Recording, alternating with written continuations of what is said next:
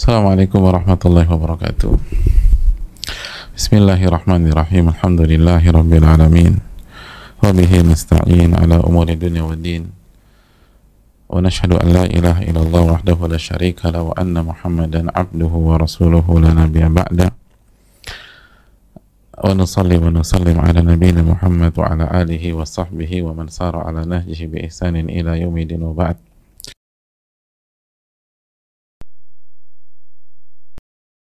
Subhanahu wa ta'ala, atas segala nikmat dan karunia Allah berikan kepada kita, nikmat yang tidak bisa kita hitung, nikmat ilmu, nikmat iman, nikmat kesempatan untuk meningkatkan ketakwaan dan meningkatkan keimanan kita. Bicara tentang ilmu, bicara tentang iman, bicara tentang ilmu, bicara tentang bagaimana menjadi orang bahagia di dunia dan di akhirat, karena semuanya dengan ilmu. Man kana yuridu dunya fa'alaihi bil ilm wa man kana yuridu al-akhirah fa'alaihi bil ilm.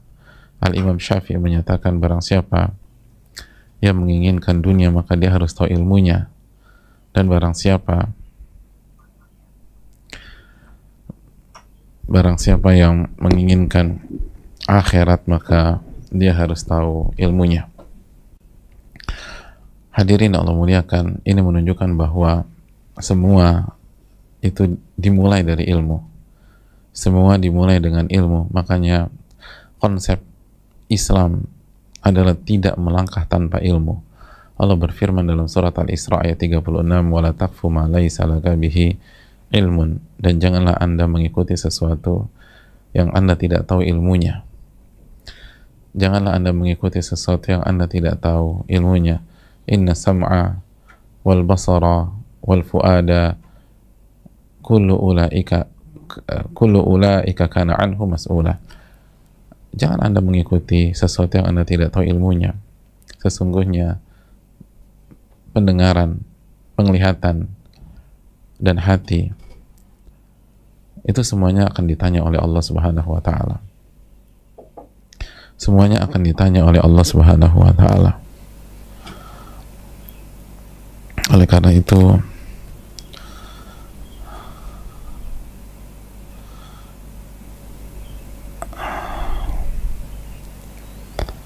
marilah kita renungkan bahwa ini adalah kebutuhan. Ini adalah awal dari semua aktivitas, awal dari semua kegiatan, awal dari semua amal dan ibadah. Nggak ada ibadah tanpa ilmu. Bahkan kita akan ditanya dan kita akan diminta pertanggungjawabannya. Kenapa Anda lakukan ini tanpa ilmu? Kenapa tanpa ilmu? Kenapa tanpa ilmu? Kenapa tanpa ilmu? Wala taqfu ma laysa laka bihi ilm. Dan janganlah Anda mengikuti sesuatu yang Anda tidak tahu ilmunya. Gak boleh mengerjakan sesuatu tanpa ilmu, karena semua akan ditanya oleh Allah Subhanahu wa ta'ala. Jadi semua hal yang sering kali kita remehkan, masa gini aja nanya, masa ini aja tanya, lihat, cek dalil, masa cuman gini aja kita harus kembali kepada Al-Quran atau hadits. Loh, Allah mengatakan wala taqfu ma laysa laka bihi ilm. Anda jangan mengikuti sesuatu yang Anda tidak tahu ilmunya. Jamaah sekalian Allah muliakan, ini yang perlu kita camkan bersama-sama.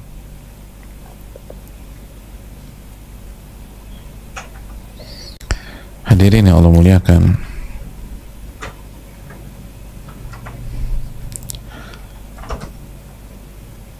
selanjutnya marilah kita kembali menguatkan syahadatain kita. Syahadatain kita, la ilaha illallah wa anna Muhammadar Rasulullah, bahwa tidak ada ilah yang berhak diibadahi kecuali Allah, dan Nabi Muhammad adalah hamba dan utusan Allah Subhanahu wa ta'ala. La ilaha illallah wa anna Muhammadan abduhu wa rasuluhu, bahwa kita hidup hanyalah menjadi seorang hamba yang mengabdi, hamba yang tunduk, hamba yang nurut, hamba yang beribadah dengan penuh rasa cinta dan merasa diri hina dina di hadapan Rabbul Alamin. Tidak ada kesombongan, tidak ada keangkuhan, tidak ada merasa diri besar. dan itulah yang diminta oleh Allah pada diri kita. Itulah tujuan penciptaan kita. Wa ma khalaqtul jinna wal insa illa liya'budun. Tidaklah aku ciptakan jin dan manusia kecuali untuk beribadah kepada diriku. Tidaklah aku ciptakan jin dan manusia kecuali untuk beribadah kepada diriku. Maka beribadahlah kepada Allah, dan untuk beribadah kita harus mengikuti jalannya Nabi kita sallallahu alaihi wasallam. Maka ikutilah beliau, ucapkanlah salawat dan salam kepada Nabi kita, junjungan kita Sayyidina Muhammadin sallallahu alaihi wasallam. Jemaah yang Allah muliakan, ketika para sahabat mendengar ayat-ayat tentang mubadarah, tentang bersegera, tentang berkompetisi dalam kebaikan, dalam ketakwaan, dalam beramal soleh, mereka bukan hanya mendengar ayat itu selewat saja sebagaimana sebagian dari kita. Mereka bukan hanya sekedar membaca ayat itu tanpa makna, tapi mereka masukkan ke dalam sanubari mereka. Mereka tancapkan hal tersebut, dan mereka jadikan mubadarah. Mereka jadikan mubadarah, bersegera dalam beramal soleh, menjadi karakter yang tidak bisa dipisahkan dalam diri mereka. Mereka berkompetisi, dan hidup mereka adalah tentang kompetisi beramal soleh.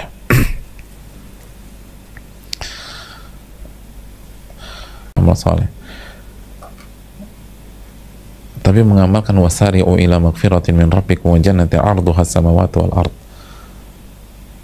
dan bersegeralah menuju ampunan Allah, ampunan Rabb kalian, dan surga yang lebarnya seluas langit dan bumi, yang dipersiapkan untuk orang-orang yang bertakwa.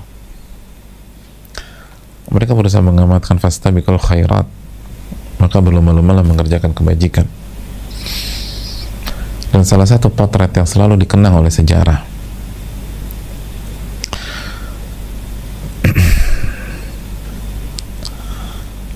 adalah bagaimana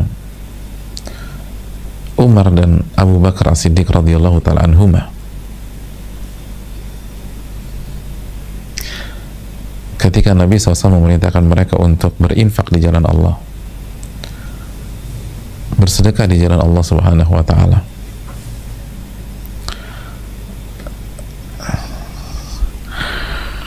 Waktu itu Umar mengatakan, amarana Rasulullah SAW an natasaddaqa.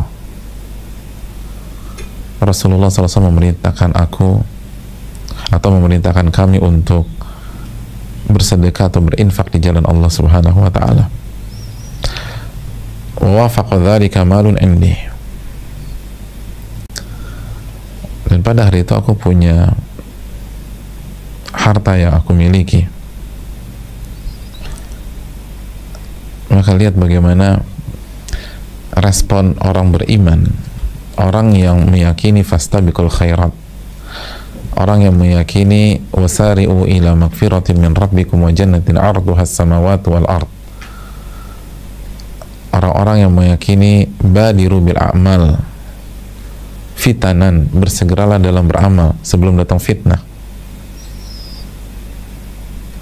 Lalu di hadapan mereka ada perintah untuk berinfak, ada arahan untuk berinfak di jalan Allah Subhanahu wa ta'ala.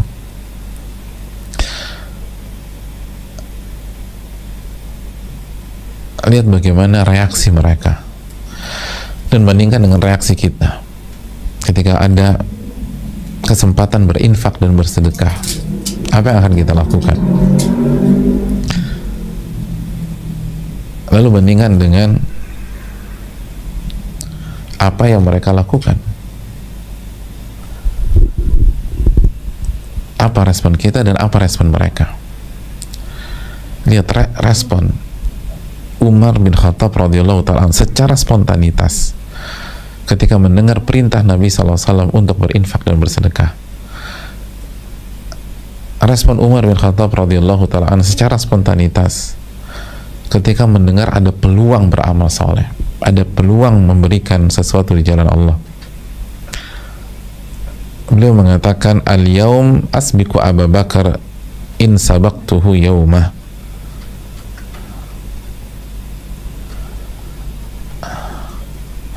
Beliau mengatakan, ini momentum aku mengalahkan Abu Bakar jika aku bisa berinfak lebih banyak dari dia, dari beliau. Jadi langsung yang terbesit di benak Umar bin Khattab, hari ini momentum untuk berkompetisi dengan Abu Bakar dan mengalahkan beliau dalam beramal soleh. Jika aku bisa menginfakkan harta lebih banyak daripada beliau, jadi ini momentumku mengalahkan beliau nih. Jika aku bisa berinfak lebih banyak daripada beliau. Allahu Akbar. Lihat fastabiqul khairat, jemaah. Al-Baqarah 148 benar-benar meresap di dalam hati Umar bin Khattab. Maka berlomba-lombalah dalam mengerjakan kebajikan. Ayat yang kita bahas di awal bab ini, fastabiqul khairat, maka berlomba-lombalah dalam mengerjakan kebajikan. Jadi ketika Umar bin Khattab dan para sahabat melihat ada pintu beramal soleh, ada pintu berinfak di jalan Allah, yang terbesit di benak mereka bukan hanya beramal. Kalau kita kan ini ada kesempatan berinfak, ada kesempatan beramal soleh, aku mau ikutan dong. Itu aja udah bagus banget kan, punya respon, aku mau ikutan, tolong nomor rekeningnya dong, aku mau ikut nyumbang, aku mau chip in, aku mau. Itu udah bagus. Tapi Umar bin Khattab bermain di level lebih tinggi dari itu. Beliau bukan hanya mengatakan saya mau ikutan, saya mau dermakan harta saya, tapi beliau katakan ini momentum mengalahkan Abu Bakar. Lihat, real. Jadi mubadarah, bersegera itu bukan narasi omong kosong, bukan isapan jempol, bukan lip service, tapi benar-benar menghujam di dalam diri mereka. Ini ada pintu beramal soleh. Hari ini saya mau kalahkan.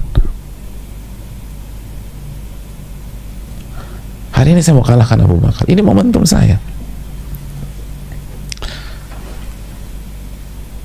Hari ini momentum saya. Kalau kita seringkali persilakan orang dulu, antum dulu, antum. Bahkan kita kadang-kadang kita membuat programnya, tapi kita nggak nyumbang di situ. Subhanallah. Kita suruh semua orang nyumbang, bantu. Kita sendiri nggak nyumbang. Subhanallah. Itu ini fisabilillah. Kita harus support. Kita sendiri nggak nyumbang. Tapi teriak-teriak ke orang. Mari kita bantu korban COVID yang sedang isolasi, yang sedang ini. Loh, Anda nyumbang apa enggak? Belum sih. Lihat bagaimana perbedaan. Dulu para sahabat, begitu pintu kesempatan beramal soleh buka, al-yaum asbiqu Abu Bakar in sabaqtuhu yauma. Ini momentum aku mengalahkan Abu Bakar jika aku bisa berinfak lebih banyak dari dia, dari beliau radhiyallahu ta'ala. Lihat bagaimana Umar bin Khattab. Ini real, bukan teori lagi. Qala faji'tu bi nisfi mali. Dan Umar benar-benar serius. Buktinya beliau datang ke Nabi SAW dengan membawa setengah hartanya. Bayangkan, setengah harta beliau, setengah, 50%. Siapa di antara kita pernah berinfak 50%? Kita nggak bicara angka, kita bicara persentase.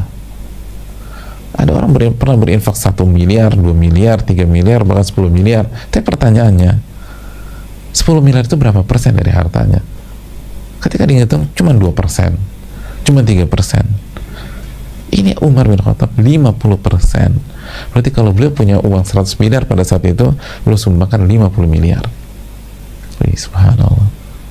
50% harta. Dengan penuh kepercayaan diri, dengan penuh optimisme, saya akan kalahkan Abu Bakar. 50% ya pede lah. Siapa yang berinfak 50%? Zakat aja 2,5%, dan banyak di antara kita nggak bayar 2,5%, terus kita lupa.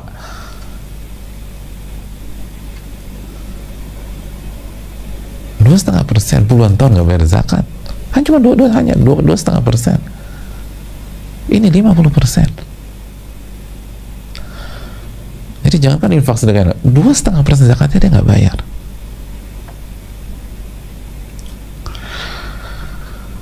Saat aku bawa setengah hartaku itu, Rasulullah bertanya kepada diriku, ma abqaita li ahlik, apa yang kau tinggalkan untuk keluargamu? Apa yang kau persiapkan untuk keluargamu, wahai Umar bin Khattab? Apa yang kamu persiapkan dan apa yang kamu tinggalkan untuk keluargamu? Nih. Lalu kata Umar bin Khattab radhiyallahu ta'ala an,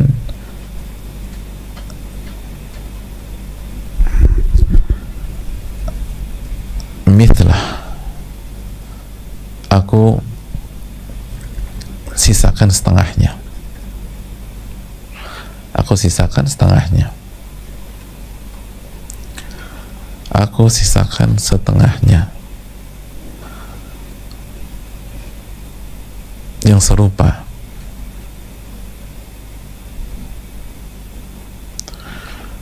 Jadi hadirin yang Allah muliakan,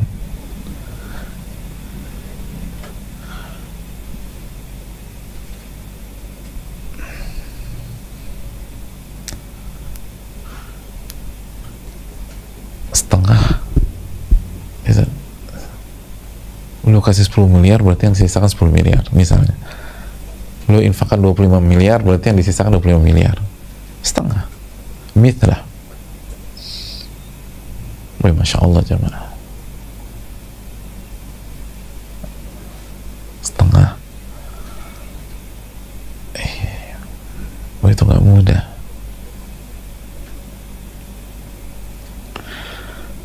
Dan semakin kita banyak uang, semakin sulit loh setengah.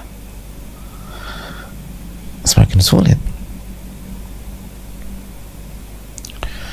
Kalau kita cuma punya duit 50.000, mungkin lebih mudah kita menginfakkan 25.000 dari 50.000. Kalau kita punya 10.000, mungkin akan lebih jauh, akan lebih mudah ya maaf.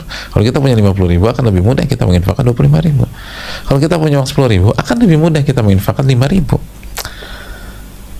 5.000 dia kasih. Ada nenek-nenek sama anaknya butuh minum, udah kasih 5.000 beli air mineral. Makanya kan seringkali yang punya kepekaan dan rela berkorban kan orang-orang yang nggak punya, karena lebih mudah di satu sisi ya, di satu sisi. Tapi kalau kita punya 50 miliar, nggak mudah membuang 25 miliar, tidak mudah, tidak mudah. Sama kayak zakat, kita punya 100 juta, mungkin kan lebih enak mengeluarkan 2,5 juta. Tapi kalau kita punya 100 M, emangnya mudah mengeluarkan 2,5 M? Gak mudah. Semakin tinggi angka, semakin berat.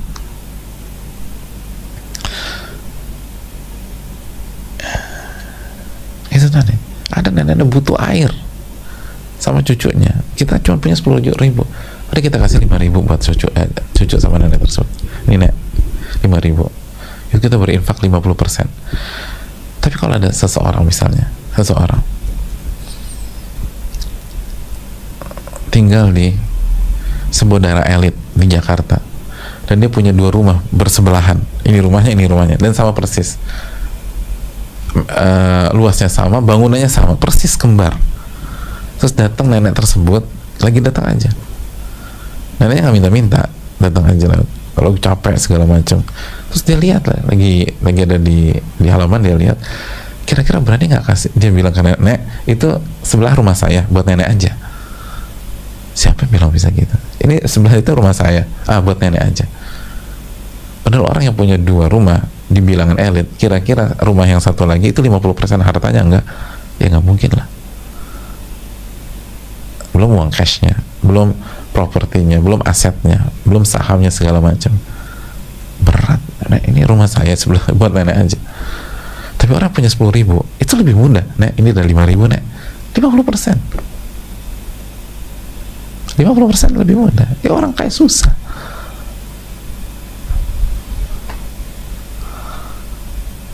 Susah.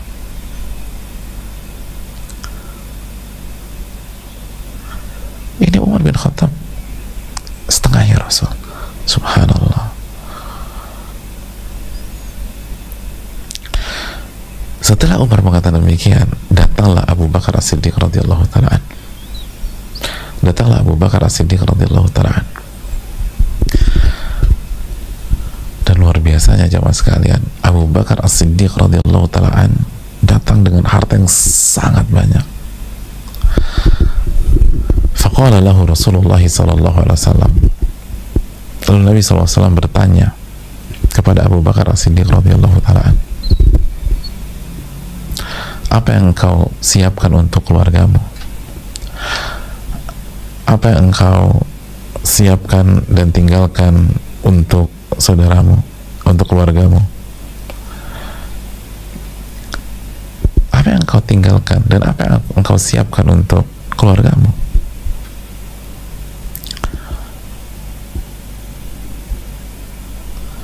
Dan jawaban Abu Bakar membuat banyak orang terkejut. Beliau mengatakan,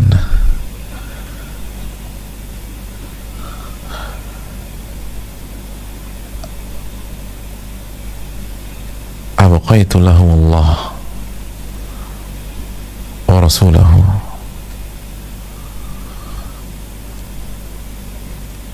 Aku tinggalkan untuk mereka Allah dan Rasulnya.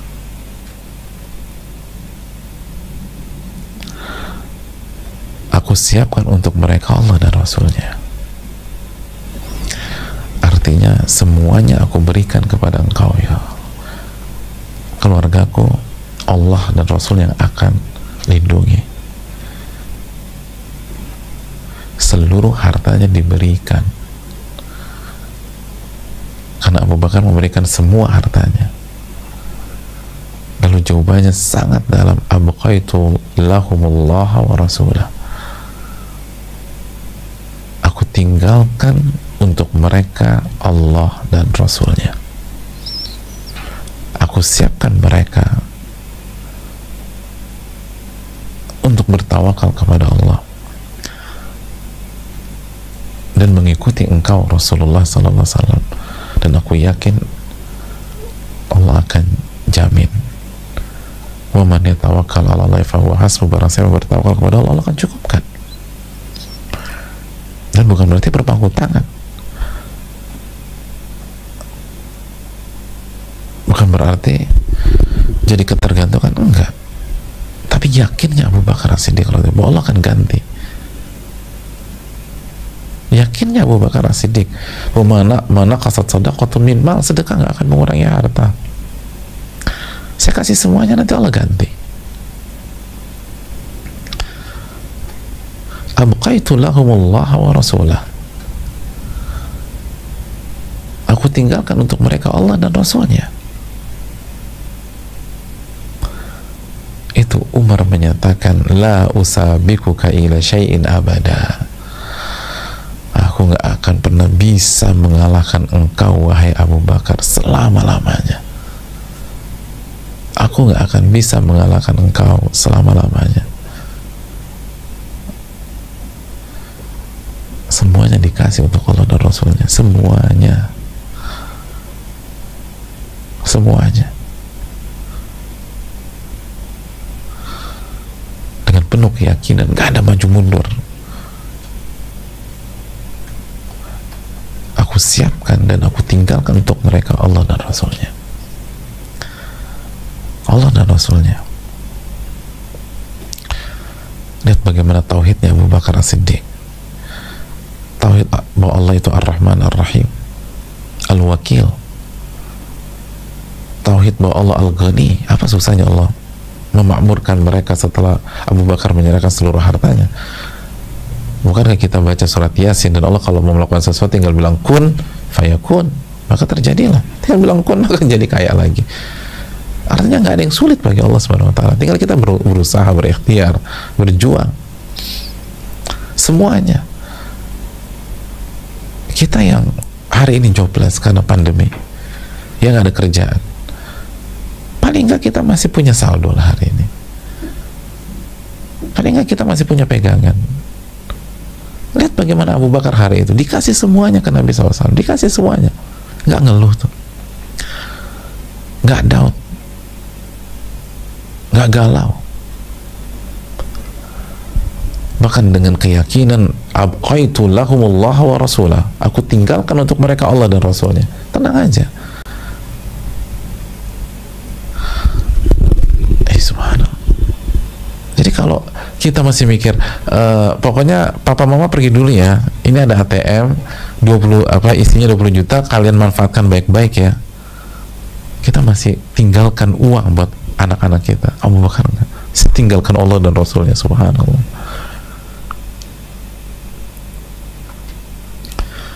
Itu yakinnya Abu Bakar As-Siddiq akan janji Allah, yakinnya Abu Bakar As-Siddiq radhiyallahu ta'ala terhadap apa yang Allah firmankan dan Nabi SAW sabdakan. Udah gak mikir macam-macam lagi. Dan apakah berikutnya beliau hidup kelaparan? Enggak. Apakah habis itu hidup melarat? Enggak. Bahkan kita tahu bersama, setelah itu beliau jadi khalifah. Jadi bermana qasad sadaqatun mal, sedekah itu tidak mengurangi harta. Sedekah tidak akan mengurangi harta.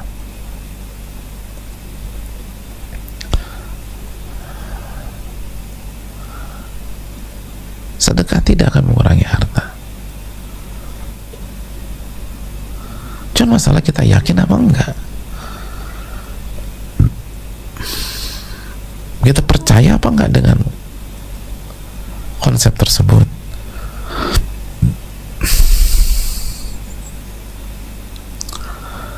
Dan tunjukkan keyakinan kita dengan mengamalkan, dan bukan hanya mengamalkan, berlomba-lomba, cepet-cepetan, berkompetisi.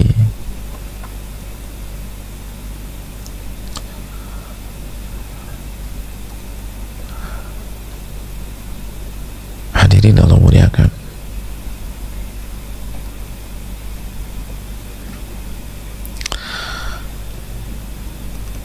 Kisah sederhana ini itu sangat dalam loh. Dan ini menjelaskan kepada kita bagaimana peran tauhid dalam membentuk karakter seseorang.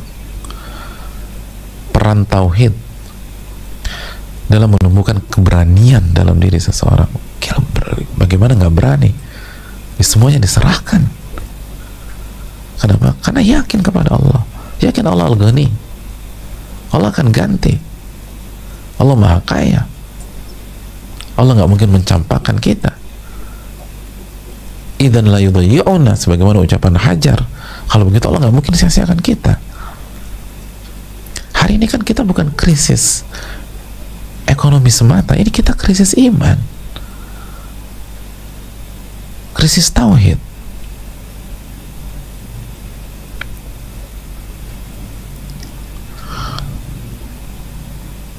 Apakah kita lebih yakin dengan janji Allah Subhanahu wa ta'ala?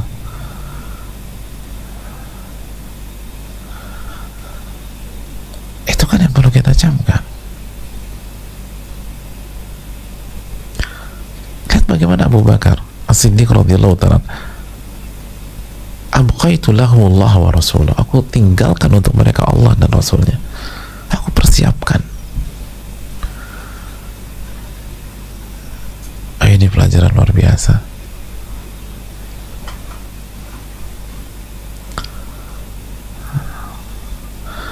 Dan lihat bagaimana Abu Bakar As-Siddiq mendidik keluarganya untuk bergantung sama Allah. Ada betapa banyak seorang suami berani, suami saya, tapi keluarganya nggak siap. Beda dengan Abu Bakar As-Siddiq, beliau didik. Dan diantaranya beliau lakukan hal-hal besar.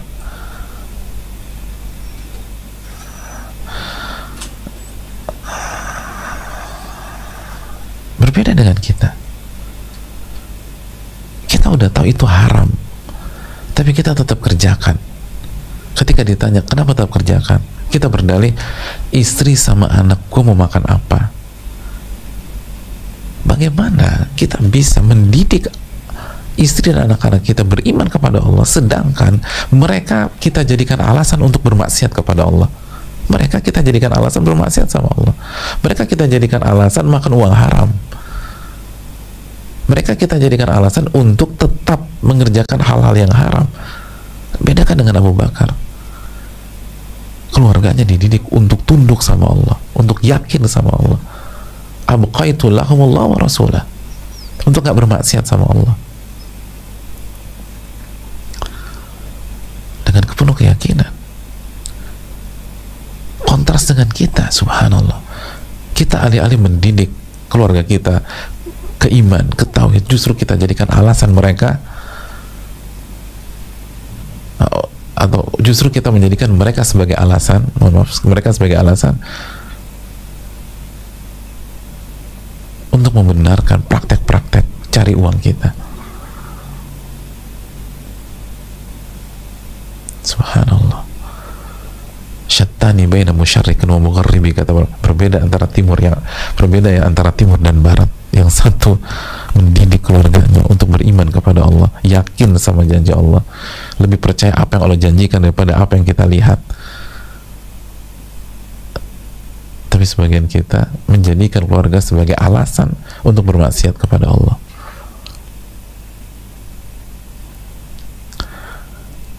Lihat Abu Bakar As-Siddiq radhiyallahu ta'ala.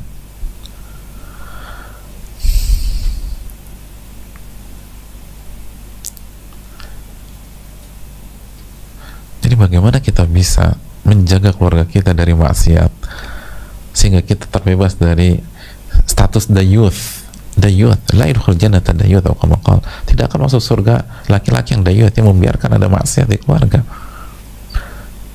sedangkan kita menjadikan mereka sebagai alasan bermaksiat.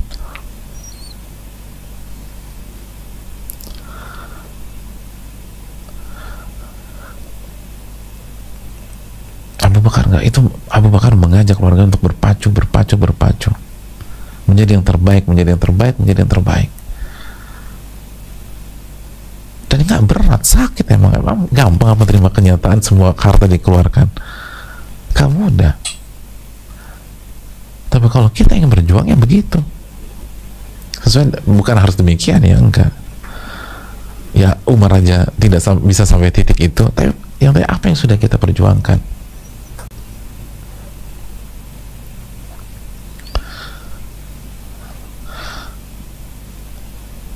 Apa yang sudah kita perjuangkan.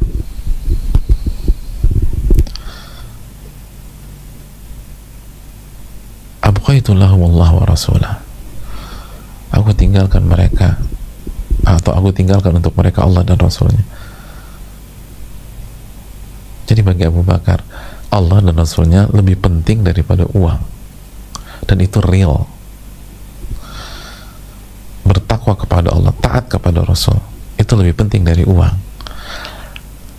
Menjadi bagian dari perjuangan Nabi SAW dengan memberikan harta kepada Nabi SAW, itu lebih penting daripada uang di dalam keluarga beliau. Jadi melibatkan atau mengkondisikan keluarga untuk berada di belakang Nabi SAW dan mendukung perjuangan beliau Nabi SAW, itu lebih penting daripada uang.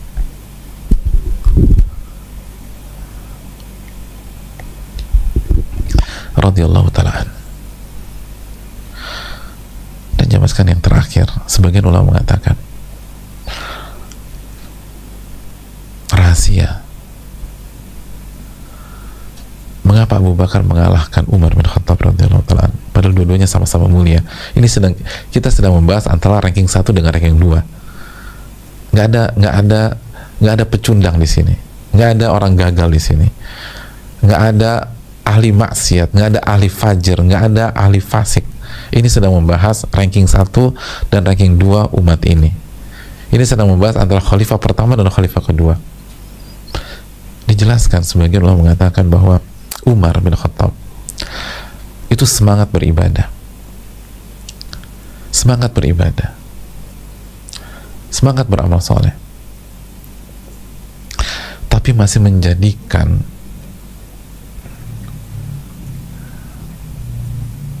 Abu Bakar As-Siddiq sebagai kompetitor beliau yang harus beliau kalahkan, atau yang ingin beliau kalahkan lebih tepatnya, secara positif. Ini bukan hasad, ini bukan dengki, bukan iri, enggak. Kompetitor kebaikan yang ingin beliau kalahkan secara positif.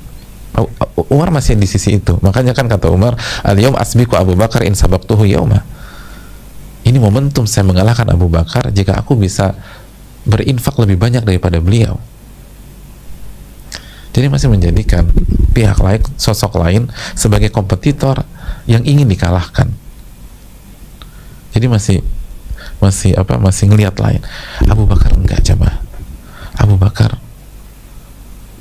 nggak peduli orang mau ngapain, itu bukan urusan saya. Abu Bakar itu bermain di level apa titik maksimal yang bisa saya berikan. Mau ngalahin orang kayak nggak ngalahin orang, itu bukan urusan saya.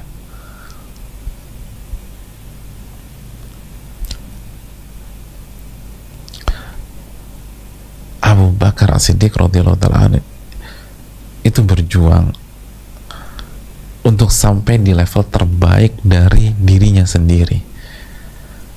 Yang beliau kalahkan itu dirinya. Karena kalau Abu Bakar menjadikan pihak lain sebagai kompetitor kebaikan yang ingin dikalahkan, maka Abu Bakar As-Siddiq cukup berinfak 50 plus 1, selesai. Menang udah. Menang sama Umar, menang. Ngapain semuanya? Umar berapa persen? 50%. Ya udah, infak aja 50% plus 1. Selesai masalah. Yang menang siapa? Abu Bakar. Yang juara 1 Abu Bakar. Tapi bukan itu. Oke, 50 plus 1 saya menang. Tapi kalau bisa 50 plus 2, kenapa enggak? Kalau bisa 50 plus 3, kenapa enggak? Kalau bisa 50 plus 4, kenapa enggak? Dan itulah kenikmatan hidup. Kita nggak peduli sama yang lain, dalam tanda kutip, nggak ribetin orang, tapi memacu diri.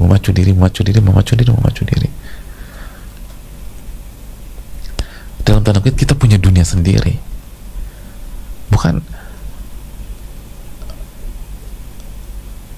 introvert, bukan nggak peka, justru peka. Ini infak semuanya itu dibagi-bagiin ke siapa?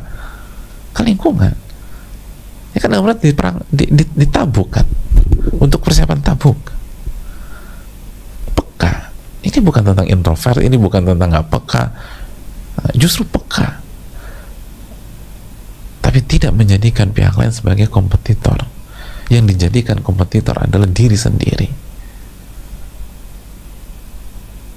Bermain dengan versi terbaik dari diri kita, itu poinnya. Versi terbaik dari diri kita.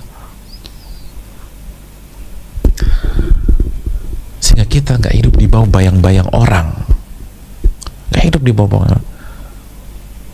Walaupun berkompetisi kebaikan itu bagus, tapi kurang enak, kurang maksimal kalau kita hidup di bawah bayang-bayang orang.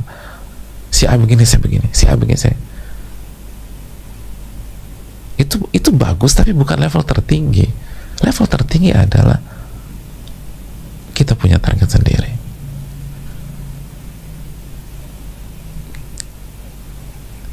Kita punya musuh sendiri, yaitu diri kita sendiri. Makanya kan al-mujahid man jahada nafsahu fi ta'atillah, Nabi mengatakan mujahid adalah orang yang berjihad, adalah orang yang melawan dirinya sendiri agar taat kepada Allah Subhanahu wa taala. Ini kontras, makanya lihat bedanya. Umar mengatakan hari ini momentum saya mengalahkan Abu Bakar. Jika saya bisa memberikan yang lebih baik daripada yang beliau berikan. Abu Bakar nggak ada menyinggung Umar, nggak ada menyinggung Utsman, nggak ada menyinggung Ali bin Abi Thalib, nggak ada menyinggung Abdurrahman bin Auf, nggak ada menyinggung Sa'ad bin Abi Waqqas, nggak ada. Saya bisa kasih semua, ya saya bisa kasih semua. Saya bisa kasih semua, saya kasih semua.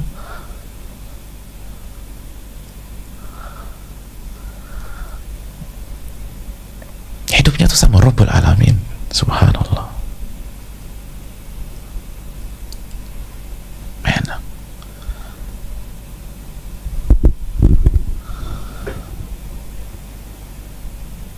Itu luar biasa jemaah. Makanya Siddiq dengan pola demikian beliau menjadi yang terbaik, beliau menjadi yang terdepan dengan cara yang paling indah, yang paling elegan.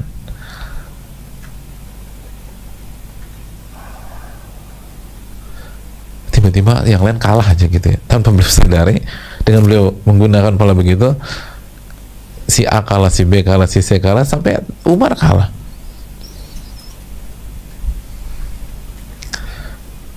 Kalau kita kan, kita menjadikan manusia sebagai kompetitor.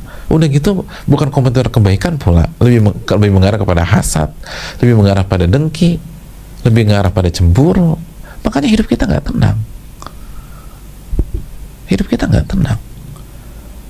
Lalu kita salahkan orang lain atas ketidaktenangan hidup kita. Subhanallah. Tidak tenang itu kurang zikir, bukan gara-gara atau sikap atau perilaku orang lain. Tidak tenang itu kurang ingat Allah, bukan karena kita dikalahkan oleh pihak lain. Ala bidzikrillahi tatmainnul qulub, ketahuilah dengan mengingat Allah hati jadi tenang. Jadi ketidaktenangan bukan karena orang lain kalahkan kita dan kita gagal menjadi orang nomor satu, bukan.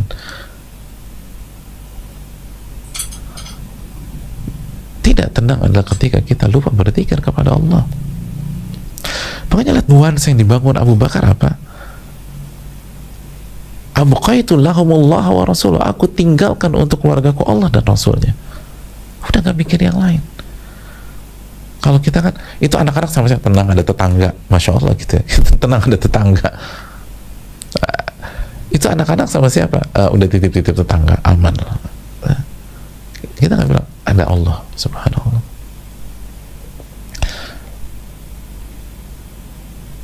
Kita mau naik haji kan, ninggalin anak-anak 40 hari atau 30 hari. Nah, itu anak-anak sama siapa? Tenang sama neneknya. Asik. Simpel ya, tapi itu lihat.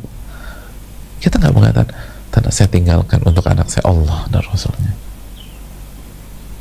Semoga ketika saya pergi, mereka bisa jadi hamba Allah dan bisa jadi umat Nabi SAW.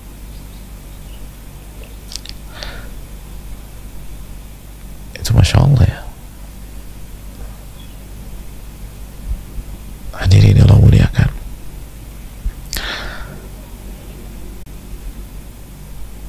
Ini yang perlu kita camkan bersama-sama. Lihat bagaimana Abu Bakar dan Umar. Kita semua ini kan ranking 1, ranking 2, tapi dengan beda pola, beda pattern, dan hasilnya beda. Dua pola ini sama-sama baik. Kita semua ini kan mana yang terbaik dari dua pola baik.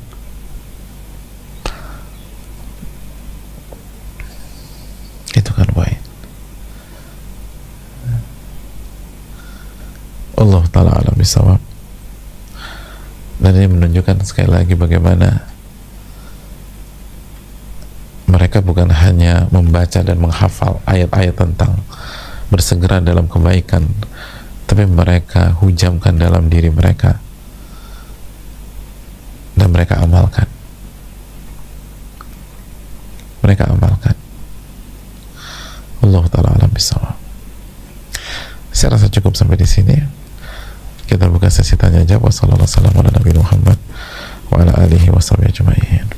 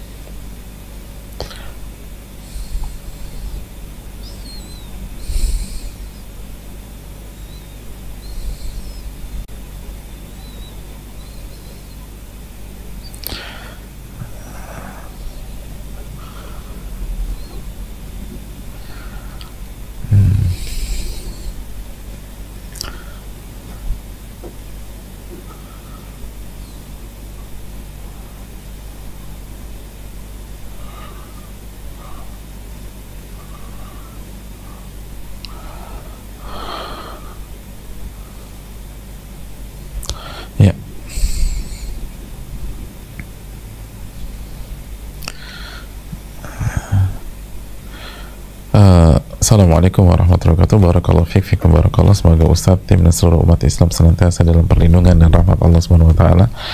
Amin ya rabbal alamin. Afwan, izin bertanya Ustaz, terkadang kita masih diselimuti kekhawatiran karena realita di depan mata, di mana yang bekerja keras baru dapat hasilnya. Yang saya pahami, rezeki sudah diatur. Apakah ikhtiar ini ditujukan untuk mencari berkahnya, atau seperti kebanyakan orang yang berpikir usaha tidak mengkhianati hasil? Apakah jika demikian artinya belum yakin benar bahwa rezeki diatur Allah dan rezeki bukan karena kerja keras kita? Mohon arahannya agar Anda tidak salah persepsi. Jazakallahu barakallahu fikum. Hadirin Allah muliakan, rezeki jelas di tangan Allah Subhanahu wa taala, dan usaha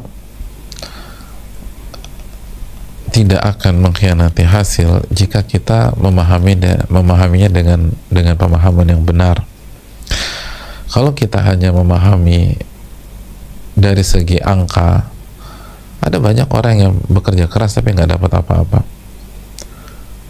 dan ada banyak orang yang nggak kerja sama sekali kaya raya.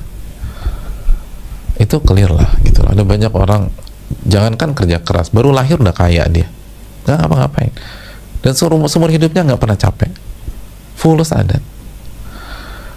Ada orang udah jungkir balik nggak kaya-kaya. Maka kaidah ini nggak berlaku dan nggak berjalan. Kenapa? Karena parameter kita hanya angka. Tapi kalau parameter kita bahwa hati ini kita pautkan kepada Allah Subhanahu wa taala, dan ikhtiar atau berusaha itu taqarruban, imtithalan, kita berjuang, kita bekerja, kita berusaha hanya dalam rangka menjalankan perintah Allah dan Rasulnya. Mau dapat nggak dapat bukan urusan kita. Mau dapat nggak dapat bukan urusan kita. Dan insya Allah pasti dikasih. Karena Nabi mengatakan, "Lau kuntum tawakkaluna 'ala Allah haqqa tawakkuli, la razaqakum kama yarzuqu tayra." Kalau kalian benar-benar bertawakal kepada Allah, Allah akan berikan rizki kepada kalian. La razaqakum kama yarzuqu tayra. Sebagaimana Allah kasih rizki kepada seekor burung. Tagnu khimasan wa taruhu bitana. Yang pergi dalam perut lapar pagi hari dan pulang dengan kondisi perut kenyang. Hadis Tirmidzi. Jadi kalau kita benar-benar bertawakal, pasti dapat. Pasti dapat. Tapi adapun besar atau kecil bukan urusan kita. Tapi yang pasti adalah kita akan dapat, itu yang pertama. Dan kalau kita padukan antara amalan hati dan berusaha dengan semaksimal mungkin, maka banyak atau sedikit, insya Allah berkah, insya Allah kebaikan, dan kita nggak terfitnah dengan harta. Adapun hanya jadi patokan angka nominal, nggak ada yang jamin. Dan kalaupun dapat, mau banyak mau sedikit, kalau kita hanya ambisinya ke angka dan nominal, nggak berkah. Banyak nggak berkah, sedikit pun nggak berkah, udah berantakan semuanya. Allah ta'ala alam bisawab. Mungkin itu.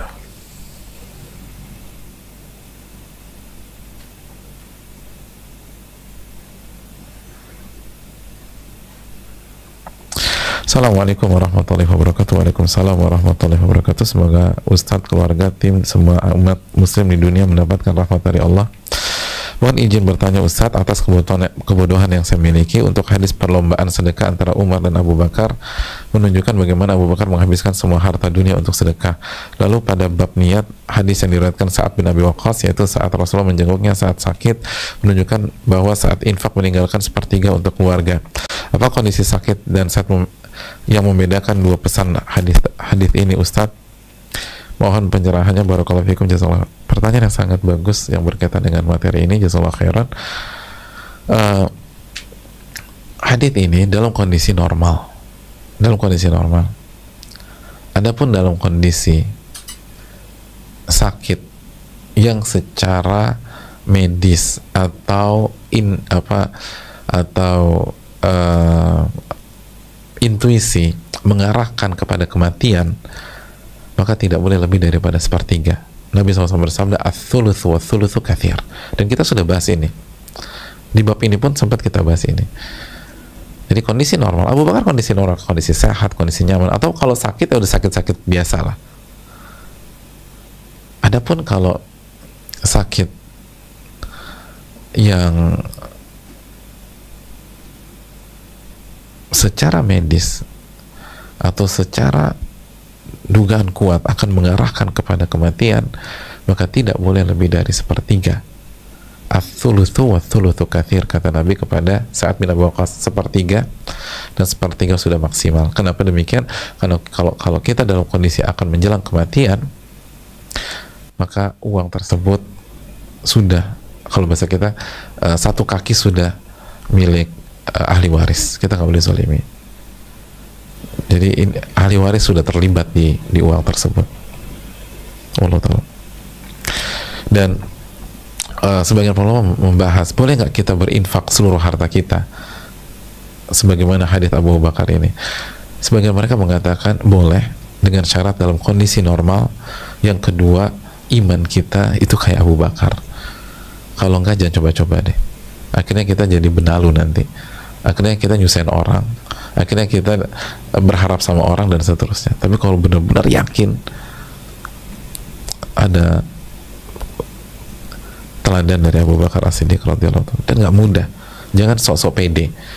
Umar aja nggak lakukan itu loh. Umar bin Khattab. Jadi jangan oh betul, hati-hati. Allah taala bisa.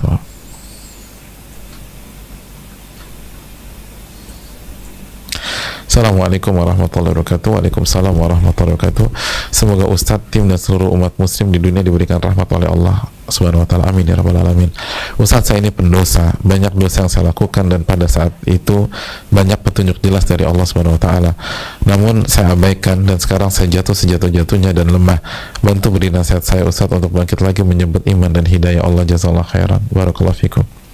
Jazakallahu atas pertanyaannya. Penanya mengatakan saya ini pendosa. Dan saya katakan kita semua pendosa. Dan bisa jadi yang bicara detik ini lebih banyak dosanya daripada yang bertanya. Kullu bani Adam khata' wa khairul khata'ina tawwabun. Setiap anak Adam banyak melakukan kesalahan dan dosa, dan yang terbaik dari mereka adalah yang paling bertaubat, yang paling banyak bertaubat kepada Allah Subhanahu wa taala.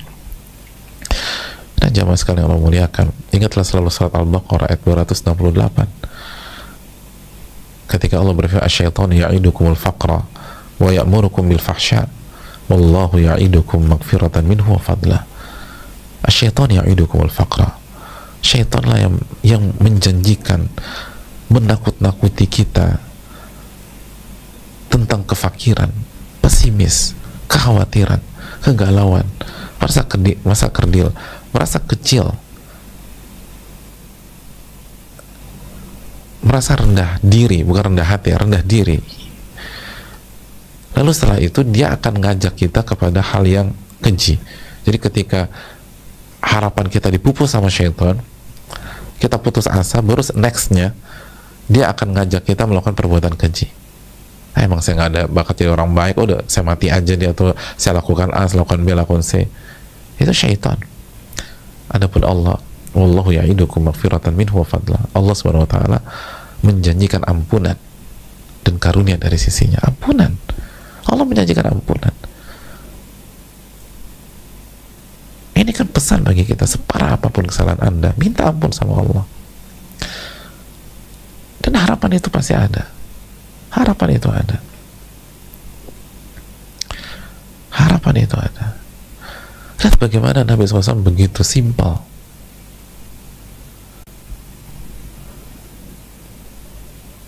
Dalam masalah ini, orang suruh taubat. Yang membuat kita terpuruk adalah syaitan. Yang membuat kita putus asa adalah syaitan. Udah simpel ya. Makanya kata Syekh Syinqiti hafizahullah ta'ala, camkan baik-baik, kesedihan dari syaitan sudah. Keputusasaan dari syaitan. Keputusasaan dari syaitan. Nggak usah ditanya, ini dari mana? Langsung confirm, syaitan keputus asa. Merasa kerdil, merasa pesimis dari mana? Dari syaitan. Bukan dari Allah. Allah dan Rasulnya suka optimisme. Yu'jibunil fa'lu. Allah suka optimis, Nabi suka optimisme. Jadi pesimis dari mana? Syaitan sudah. Jadi nggak usah ribut-ribut, nggak usah ini kita mau diagnosa dulu, kita mau observasi dari mana. Udah nggak usah observasi ribet-ribet deh. Putus asa, pesimis, semua dari syaitan. Allah Ta'ala alam bisawab.